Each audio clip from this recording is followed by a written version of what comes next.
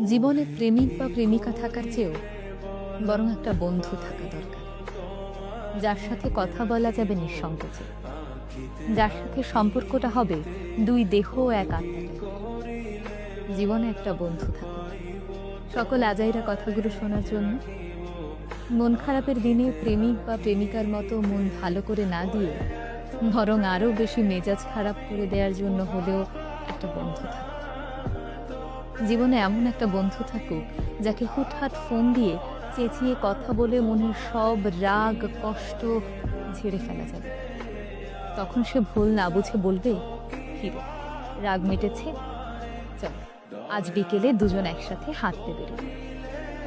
জীবনে একটা বন্ধু থাকা দরকার, কান্না ভেজা গল্পগুলো শোনার জন্য, যে ঢাল হয়ে দাঁড়াবে, বকবে, শাসন করবে, রাগারাগি করবে, আবার আদরের সোহাগে আগলে রাখবে। জীবনে একটা বন্ধু দরকার, যে হবে আমারই মতো, যার সাথে অন্তত নিজেকে মানিয়ে নিয়ে চলতে হবে না, যে বুঝবে আমার অভিমানের ভাষা, না বলা কথা, চোখের চাহনি। জীবনে এমন একটা বন্ধু থাকলে আর প্রেমিক বা প্রেমিকার দরকার পড়ে না।